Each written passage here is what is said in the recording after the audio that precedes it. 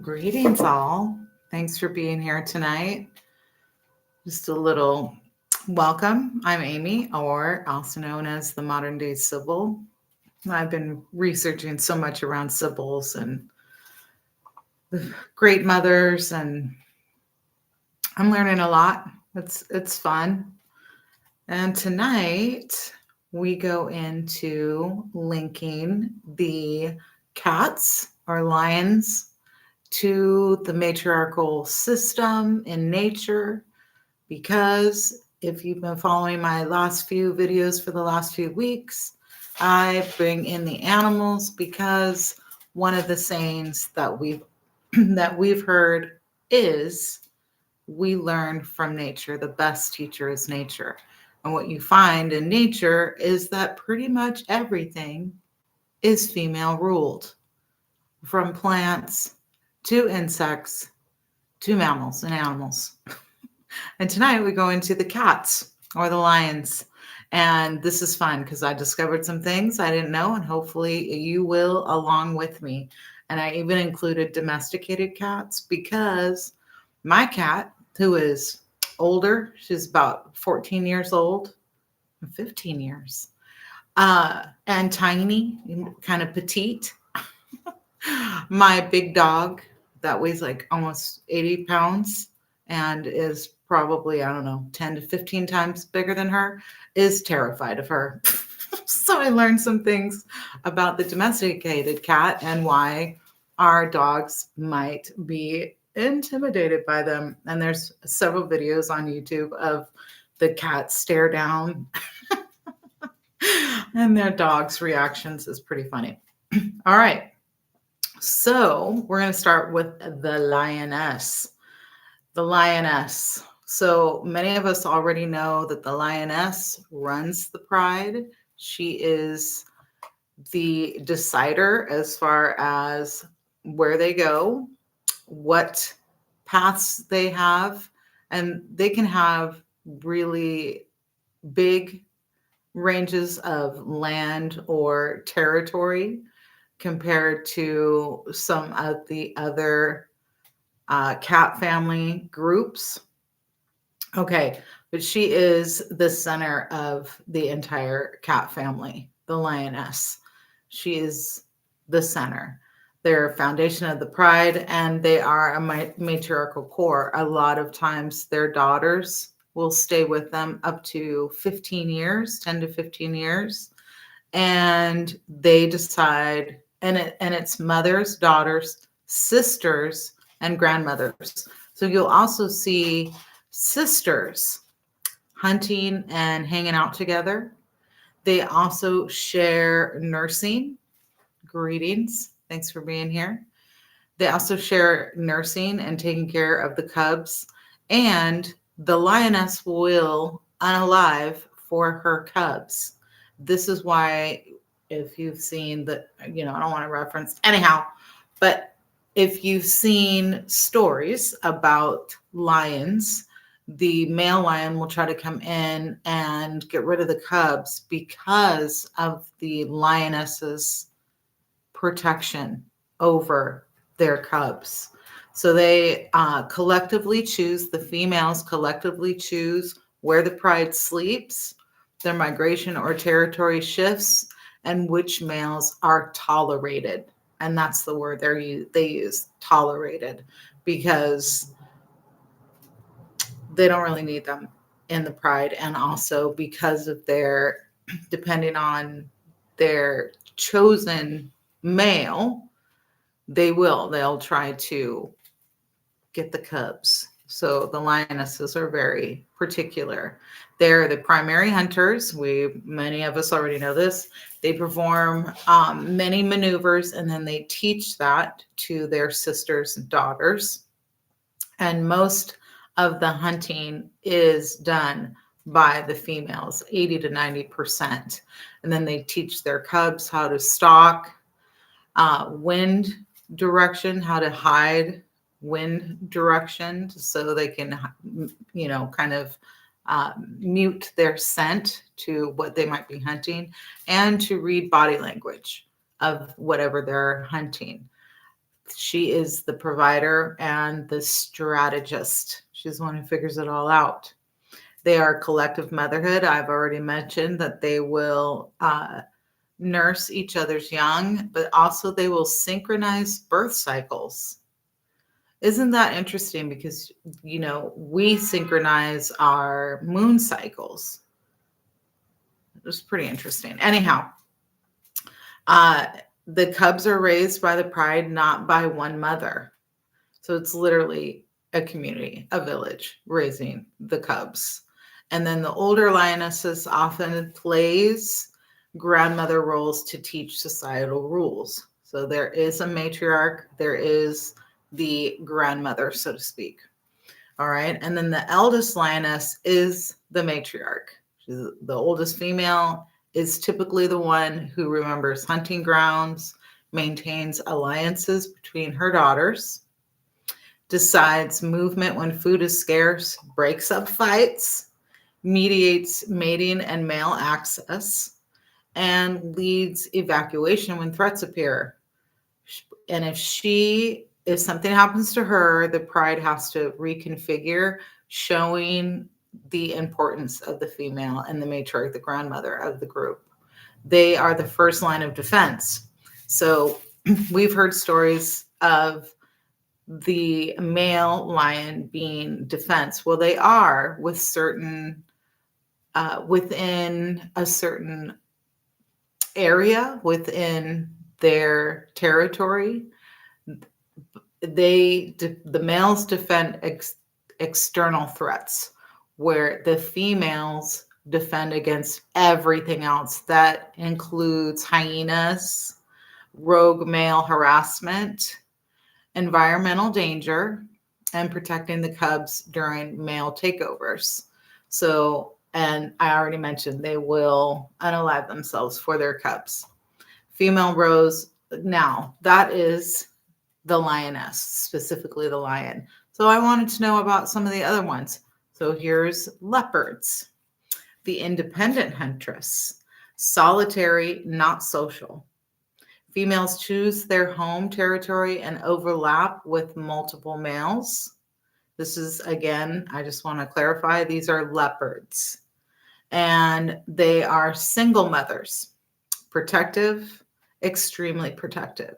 And the cubs stay with their mom up to 2 years, learning climbing and stealth maneuvers around survival. Females control mating, and males must approach respectfully. Those are the leopards, all right?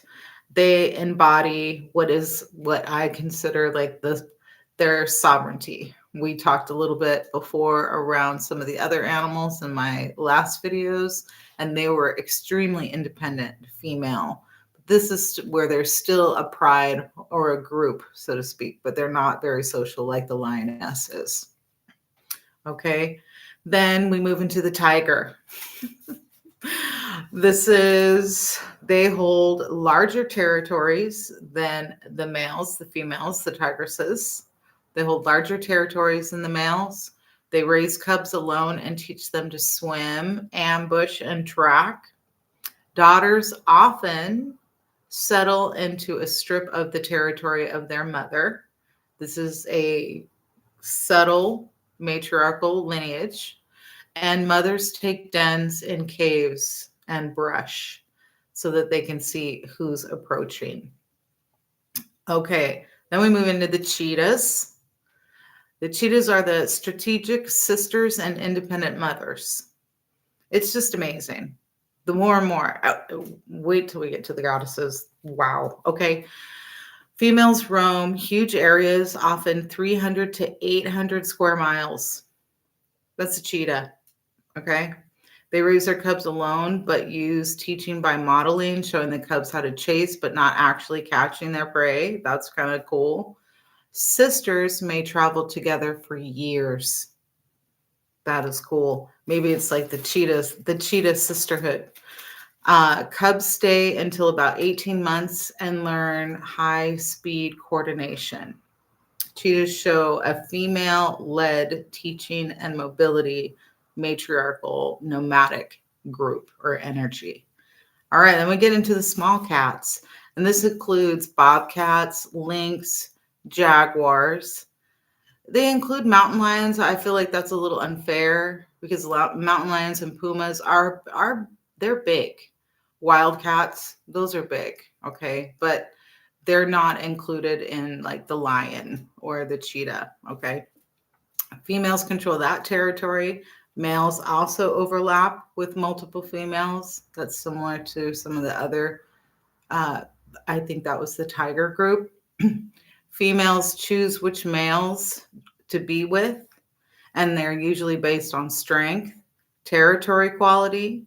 So they want to see like how you keep in your house, and then stability and safety. Females raise all the offspring.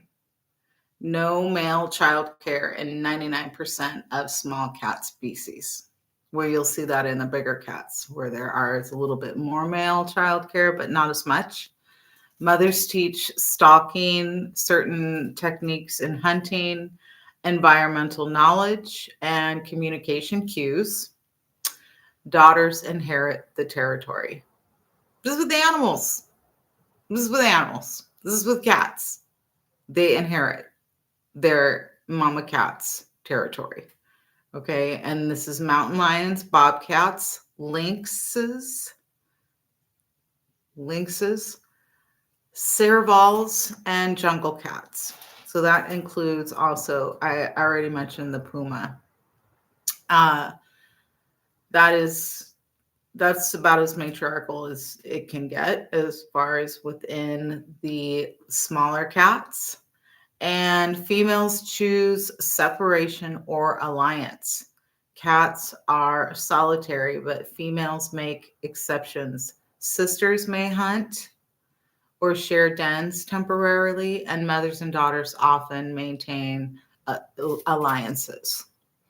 And so in all the cats, you see matrilinearity, where they hand down information and even territory. They have a certain sovereignty because they control the space, the mating, and social arrangements. And they control the teaching. That includes strategy. And they even teach emotional roles. And we talked about that with the whales. I think this shows to me how important it was to remove us from nature, because everything in nature is female. This is how the great mothers were first, as far as I'm concerned. That's my hill I'm standing on. And the emotional roles included cub bonds, sister bonds, and generational memory. Okay. Cat family is like female. All right. And then when it comes to the domestic cat, and I just find this hilarious, the domestic cat is the hidden matriarch within the home where the cat is living. They claim space, they establish paths, and they even control the energy flow within the household. So personally, I've noticed that my dog will look to the cat at certain times of the day, specifically like breakfast and dinner time. But also if she's playing with anything, he also wants to play. And then she's like, I'm out of here, you're too big. And when it comes to going outside or going on walks, she'll do this whole thing where she'll walk us to the door, and then she'll wait until we come home and greet us. It's pretty amazing. She's just a little thing. So they also map out the entire home in 3D. So they look for high spaces, hidden spaces for hiding. They do silent approaches, so they're hiding and then they do silent approaches. If you own a cat, you probably recognize that one. They even plot out escape routes and their preferred resting zones. So dogs will sense this, and the other cats within the home. They will sense where that cat, specifically the female cat, where she's kind of marked her territory.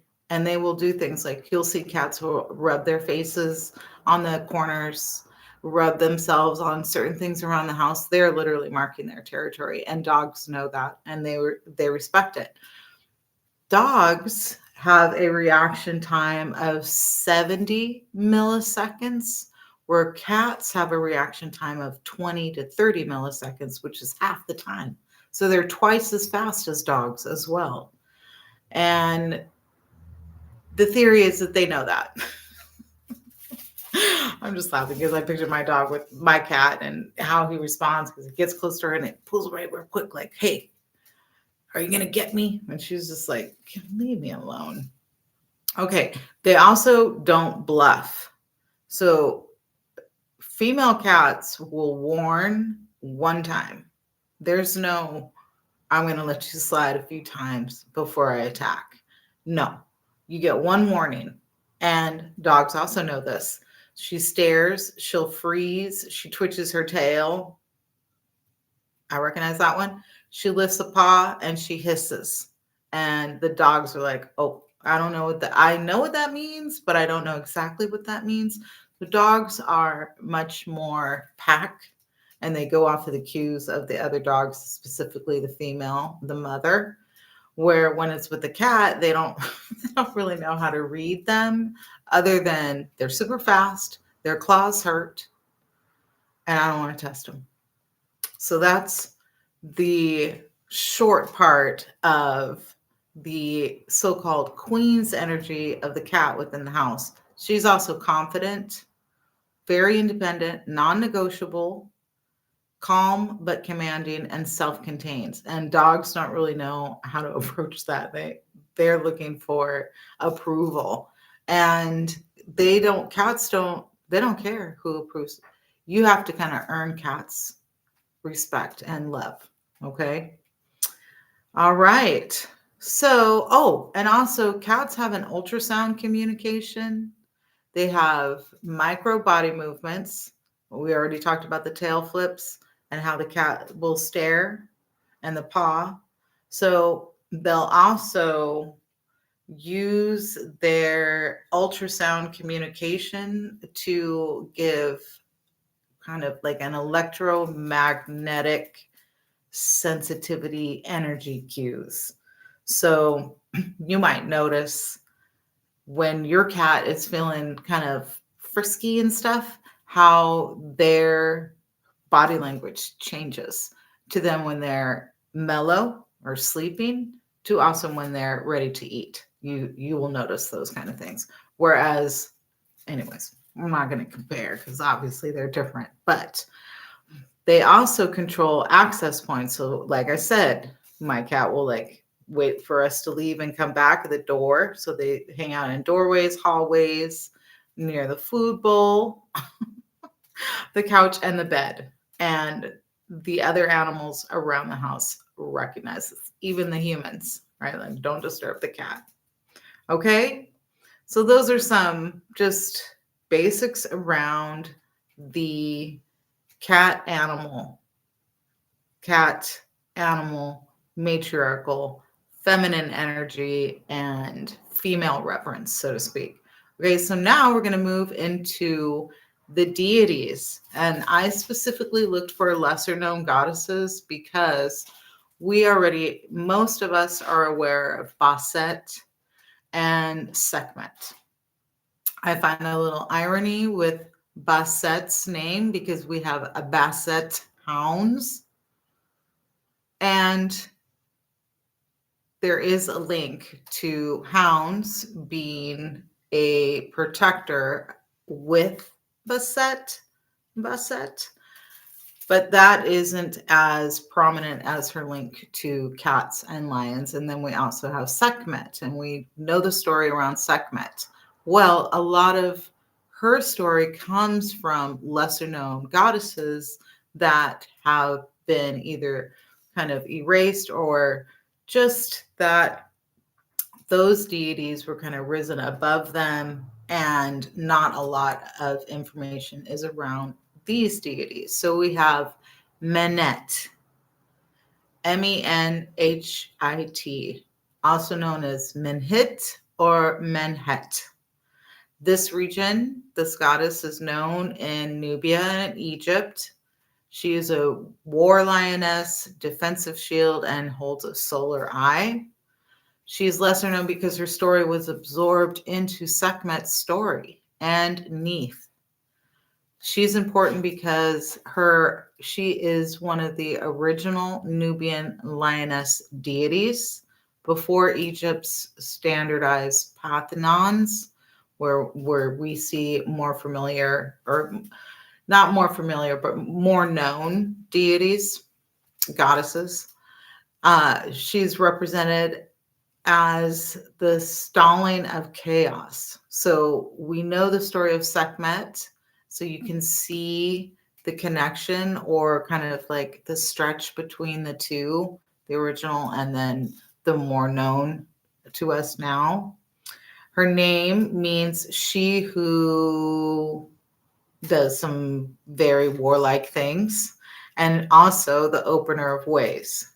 She's paired with Kumum, Kumum, and that is a male deity, obviously, but she was showing up not just for war, but also as creation and protection. Menhit is a persecutor. She's precursor to Sekhmet, and probably predates Bastet as well. And then we have Mafdet, the executioner goddess. This is pre-dynastic Egypt. She is linked to the cheetah, the lynx, and is lesser known because Egypt replaced her later with just cat goddess. Her power is she is one of Egypt's oldest goddesses as well, older than Bastet or Sekhmet. She's protector against snakes, scorpions, and poison. A judicial goddess, she got rid of evildoers. In an ancient depiction, she claws the hearts of enemies in the afterlife. And those cat claws are sharp. She is the first feline deity in the Egyptian history. Okay, and that is Mafdet. Okay, then we have Paket, she who scratches. Middle Egypt, desert regions. She is a lioness, and she was overshadowed also by Sekhmet and Bastet. So they took a lot of these cat deities and morphed them into the two that we know more about, which I mentioned before already.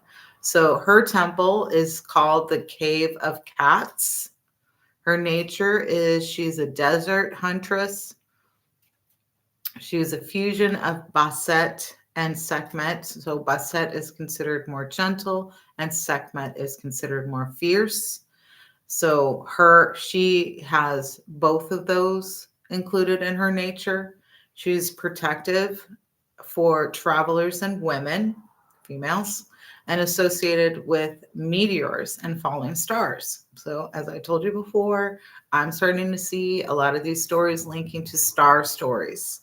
And then I think the star stories, as above, which would be the stars, so below would be us, and the stories linking us to the star stories.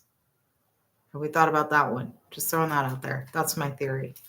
So that is that goddess. She is also a shadow sister of the cat goddess and the night stalker. And just to recap, that is Paket. Then we have Chausi or Chausut, the jungle cat goddess, also Egypt, referencing the African jungle cat. She is extremely obscure and often referenced in a few magical papyri. Her roles linked to desert edge, magic, and shape shifting. She's protector of pregnant women, and she's called upon in healing rites involving sleeps and dreams.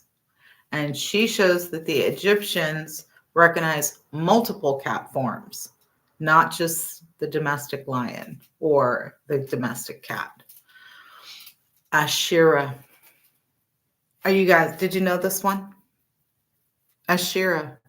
So it's spelled different, but it links back to Asherah. I was like, wait a minute, is this where we get Asherah from?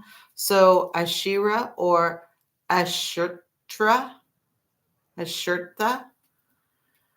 Canaanite lion mother. So the region is Canaan and Levant. Animal is a lioness, and she is lesser known because the Hebrews demonized her as Asherah, turning the mother into the forbidden symbol. Her lioness aspect called the Lioness of Judah in early versions. Did you all know that? I didn't know that. Asherah. What? Cat goddess.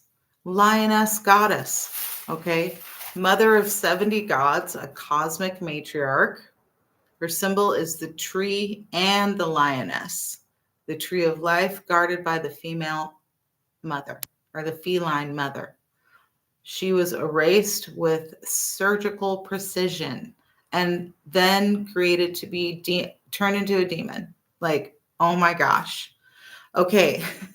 Then we have Sashat, known as a scribal goddess, but a feline architect. Egypt. She is leopard skin and the spotted cat.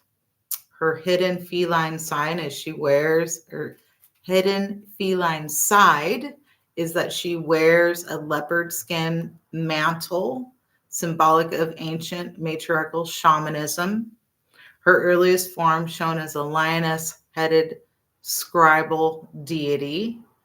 She was the architect who aligned temples with stars. Again, star stories. Her feline sign connects to the cosmic order and measurement. She is secretly a cat goddess of cosmic mathematics and star alignment. Okay. Then we have Tefnut. Many of us have heard of Tefnut. She is not completely lesser known, but not as popular as Sekhmet and Bastet. She is the forgotten lioness twin. So I did a little clip about how the twins were originally female. Okay. So here's a little reference to that. Her region is Egypt. Animal is a lioness, and she was overshadowed by Sekhmet in later dynasties. She is the daughter of the Great Mother. That's in the older traditions. That's what she was known as, the daughter of the Great Mother. She embodies moisture, rain, womb water, and cosmic life force. She's a twin of Shu. So it's like male and female, but my research has also pointed to the twins being female first, two females. And of course, her story is minimized because she's female. Early images of her show her as a lioness-headed goddess of creation, primordial lioness. Okay. Not a minor deity, a primordial creator goddess. Okay. And that is Tefnut. Then we have Lady Kat, or Ka'at, jaguar mother of the Maya. She's very obscure. So her animal is the jaguar, and she's lesser known because jaguar women were absorbed into male warrior cults. Hi, thanks. Thanks for joining. Welcome. Her role was the patron of weaving, childbirth, and midwifery. Jaguar equals feminine night, sun energy walking through the underworld. The Maya knew jaguars knew them as shapeshifters, especially women elders or female elders, the grandmothers. She is linked to the grandmothers And that lineage later became associated with Ishel. And you will see depictions of Ishel as a lioness goddess. Okay. Then we have Nara Simhi, Naram Sihi, Nara Simhi. Okay. Lioness goddess of India. India, Shakta Tantric traditions, lioness.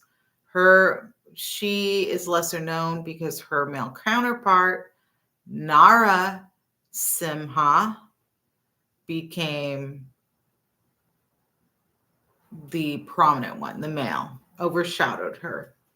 Her fierce feminine nature is part of the Ashta Matrikas, and I did do a little bit out of the um, the Encyclopedia of Myths and Secrets around matrikas and how they link back to matriarchal lines, great mothers, goddesses, and females. So her links to that. There are 8 mother goddesses in the Ashta Matrikas. She's protector against negative energies and a symbol of breaking oppression, especially for women and females. Okay, and then we have Pratiangria. Pratiangria, the lion-faced storm mother. This is also India, also a lioness. And her worship, she became kind of hidden because her worship was secretive and kept by women and tantric practitioners. How about that? A storm mother. I could see that, especially with the water and the movement of the wind. She is half lioness, half woman. She destroys curses, psychic attack, manipulation, and injustice invoked during massive societal shifts. A great mother force returning. Okay, she is one of the most powerful lioness goddesses ever recorded, but rarely discussed, and that is Pratri Angira. Prati Angira. All right, I'm going to spell it for those who might want to look it up. Pratyangira, the lion-faced storm mother. Okay, and then we move into Kore and Cybele. Greetings. Thank you for being here. Hi. Hi. Cybele or Cybele, right? So Kore, Kore, and then Cybele, Cybele. Okay, lionesses. These are Kore, and Cybele lionesses. They come from the Anatolia history. Okay, Cybele is known for her lioness attendants and are lesser understood because we just haven't been really taught about her. Her chariot is pulled by lionesses. They represent the wild feminine sovereignty, survival, and ecstatic ritual. And the Anatolian lioness cults predate Greek civilization. So some of the things that we've been taught about some of these, because we know that Egypt comes from it's a Greek word, there's this whole link of a more modern history, but this is hopefully giving you some pre-modern relation to these deities and goddesses. All right, then we have Al-Lat. Al-Lat, pre-Islamic Arabian lioness mother. Did you know that? I didn't know that. I didn't know she was a lioness. So Arabia, a lioness. Older inscriptions confirm this. She's lesser known because her worship was erased with Islam's rise. She is called the mother of the gods. This is Alat. This is Alat. I didn't know that she was considered a lioness mother. She is often depicted with lions. She's protector of women, oases, and caravans. Exactly. Yes, 3 Nikki P said Allah replaced Allat. And that's true, right? And this lioness, the link to lions and their matriarchal position in nature. This is where we got it from, is what I'm guessing would be my train of thought around that. So yeah, I was like, what? I didn't know that. And protector of women, oases, and caravans, and her cult spread across Nabatea and Palmyra. And a lot may be connected to the earlier desert lioness traditions. And you will see in a lot of the stories written that these goddesses that we learn about or link to certain tribes. And there is a link to, I already said it, with the Lion of Judah around Asherah. And then this also can link to that ancient desert lioness traditions. Okay?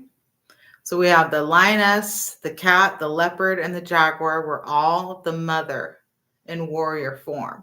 Protector, avenger, midwife, star watcher, shapeshifter, destroyer of injustices, protector of females and children, keeper of the night vision, guardians of thresholds, holders of chaos, or, I have my theories around how we use the word chaos, but we won't get into that right now. Bringer of order and cosmic cycles. And then we also see within the feline the maiden, the mother, and the crone. We'll see the huntress, that's the maiden. Then we see the protector, that's the mother. And then we see the executioner of justice or injustice, that is the crone. And you'll see that repeated within these animal matriarchal groups. Okay?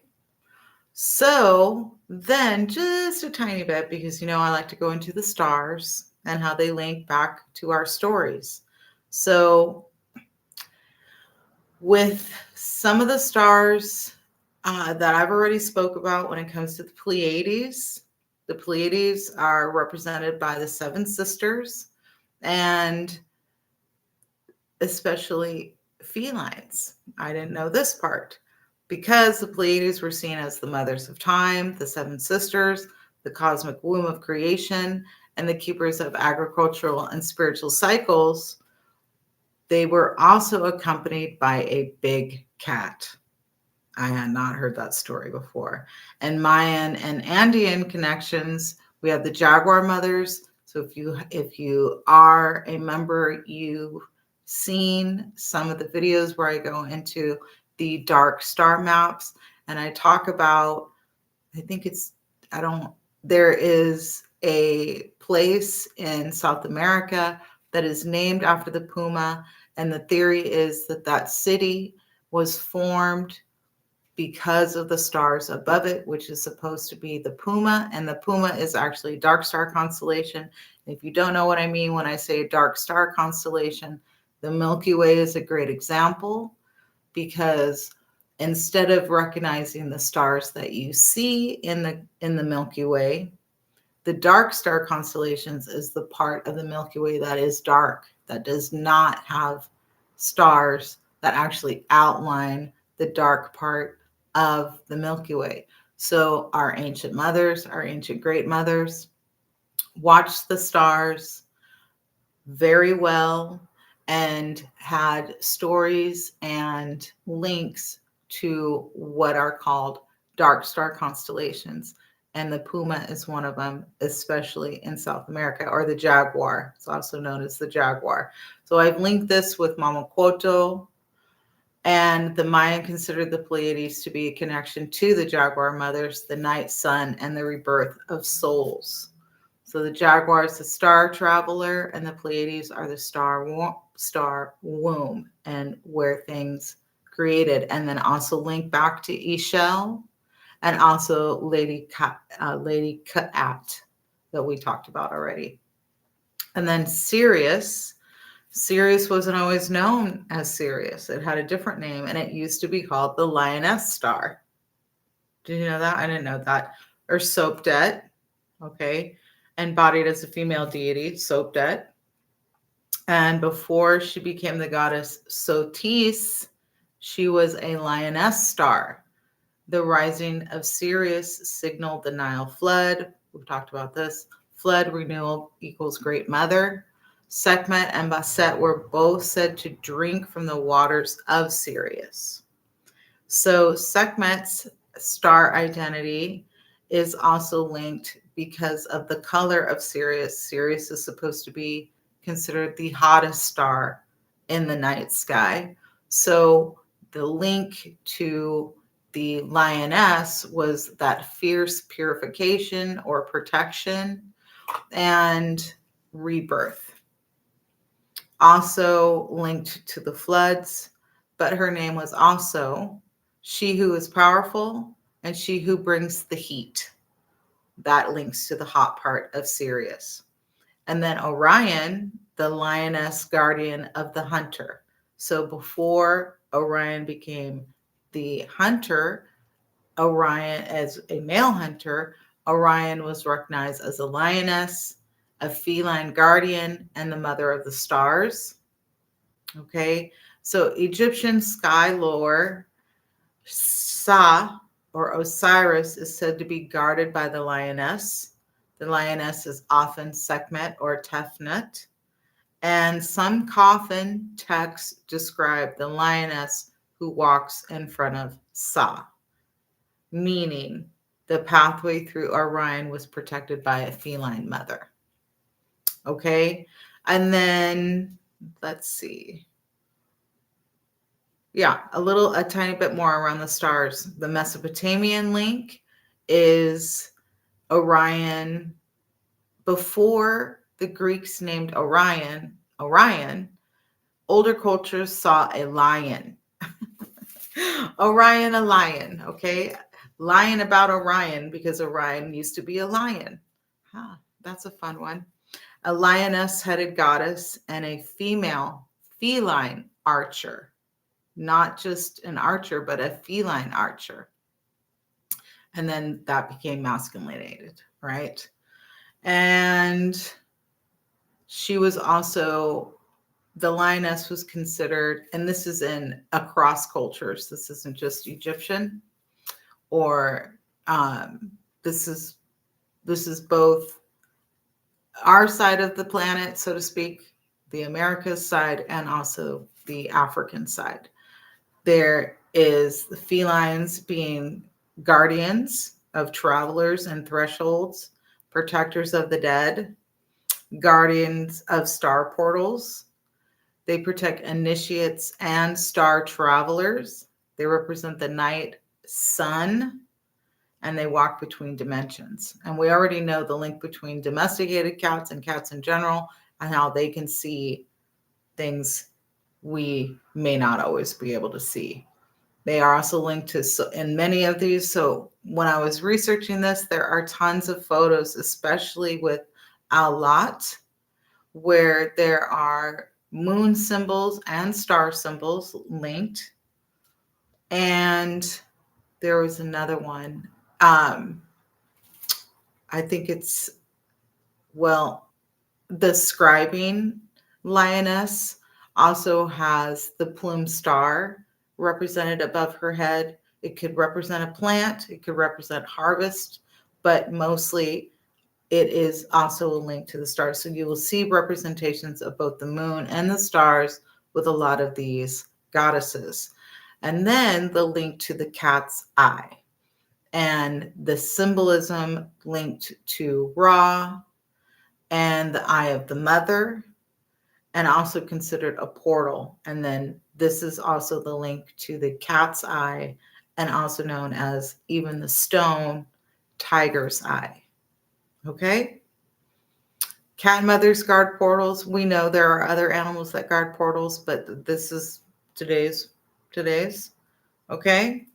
So that's the link to the Pleiades with the jaguar mothers and the seven sisters, Sirius with the lion heart, and Orion with the guardian, and also like the the fire links to Sirius, and then Orion becoming masculine, but also linking to the feline and lioness goddess.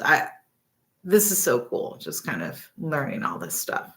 Okay, so that is today's Female Reverence Sunday, talking about the great mothers, the great cat feline mothers, and the great cat feline mothers that still walk with us today. Per my usual, before we go, I'm going to pull a couple cards. Does anyone have any questions, any comments? Thank you all for joining and listening and sharing and commenting and for being here. Hope you had a good Sunday or a good work process time off. I don't want to give certain words. So I'm doing a little shuffling. And I always pull from the Sacred Mothers and Goddesses deck because of the name of it. And hopefully we get a little bit different card pick because the last few cards we've been over before. So let's see what we get tonight.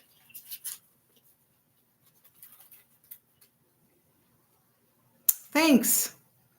Thanks, the Nikki. Yes, she says Sirius as the cat star. This is wonderful information. Thanks. My pleasure, isn't it?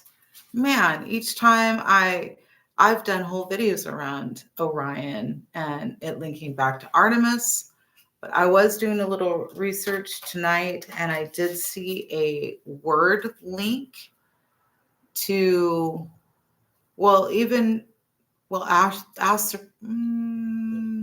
I can't remember exactly where it was that I was looking, but there was a kind of phonetic link to Sirius and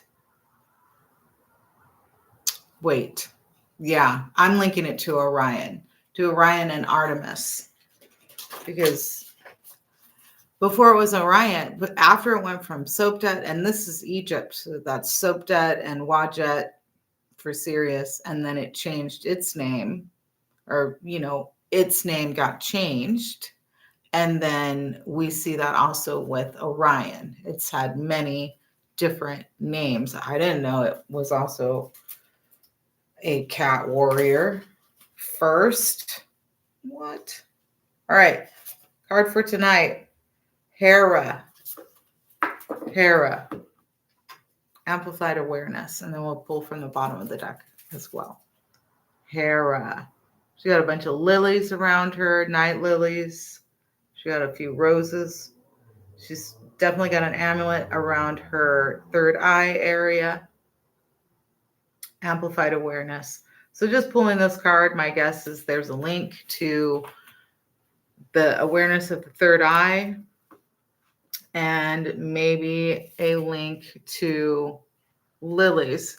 I feel like lilies are planted at night, and then her number on here is 14, which would break down to 5 if you're into the numerology as well. All right, Hera. Also linked to Greece. I could probably pull up some star links also, because most of the Greek goddesses have a link to stars. Hopefully they'll mention it. Hera, the Greek goddess of women and marriage, was the daughter of the Titaness Kronos and Rhea, and the older sister and wife of Zeus. So for me, this does link back to, because Kronos links to Jupiter and so does Zeus. Anyhow, Hera. She was said to be the most beautiful of the goddesses. She represents renewal and is the guardian of all unions between two people. Okay. Zeus fathered a son, Hercules, with a mortal woman and wanted him to have divine power, like the rest of his children. But in her jealousy, oh, I hate this story. Anyways, in her jealousy, Hera would not help him. So I like that part. Zeus then, okay.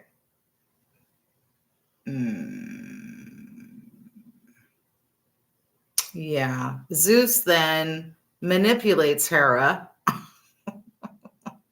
with drugs and makes it to where she nurses Hercules. So you hear the same story about Hecate as well, and also the Sibyl Cumae, okay, as far as nursing Hercules or Zeus or these children, okay?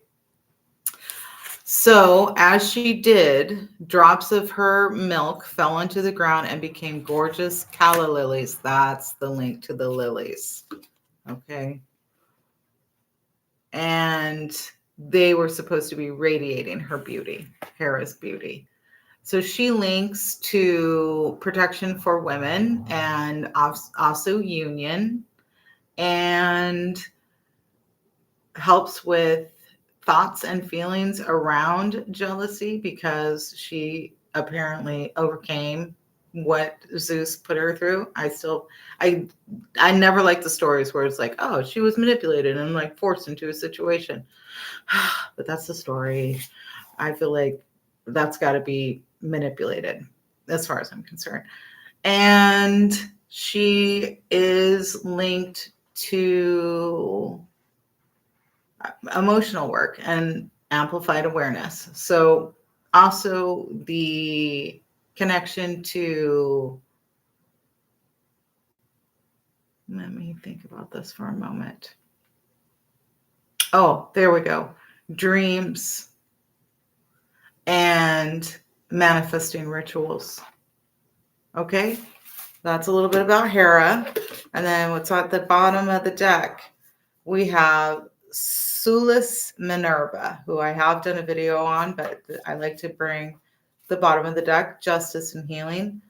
Sulis Minerva, her number is 30. I recently did, she's been pulled before. She's been at the bottom of the deck, I think, before, or at least I've pulled her for the regular pull. So I'm going to read about her really quickly. As you can see, it's hard to hold up her photo because it might get taken down because of the art of her body. All right, so let's see if I can do both. I think I can. All right, Sulis Minerva. Let's see, let me get her there. All right. She is a Celtic and Roman sun goddess associated with the city of Bath, known in Roman times as Aquae Sulius, meaning Sulius waters. She is a powerful goddess of truth, fairness, and justice. Cursed tablets with petitions for justice were placed on her temple, calling for punishment against wrongdoers until they corrected their ways. Her dress is milky greenish gray of the water of the springs, and her hair is the bright orange of the deposits left behind by the mineral-rich healing waters of the hot springs. She is linked to power manifestation through water and using water for healing, relaxing, and calming the body and spirit. So she is also linked to emotions, healing, and basically justice when wronged. Okay, so that is a Female Reverence Sunday for this Sunday, number 9. This is fun. It's going well. So next week, we get into the Female Reverence Sunday. I don't know yet. We won't be doing any more animals, but I definitely wanted to link how nature reflects matriarchy and the divine feminine in the way that she has authority. We saw it in nature. We see it in nature. We see it in nature today. When we say things like for millennia.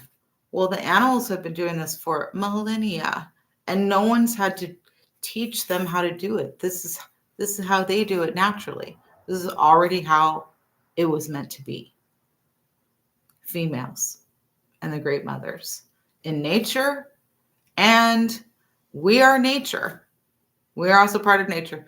Because we live in houses, because we go to work, doesn't mean we're not nature. We're still part of nature. All right, my dear friends and family on YouTube and other platforms, thanks for being here. I'm going to do a little singing bowl before we go. And we'll see you next Sunday for Female Reverence Sundays. And if you don't know, the reason why I picked those is because they both equal 9. Use that 9 energy.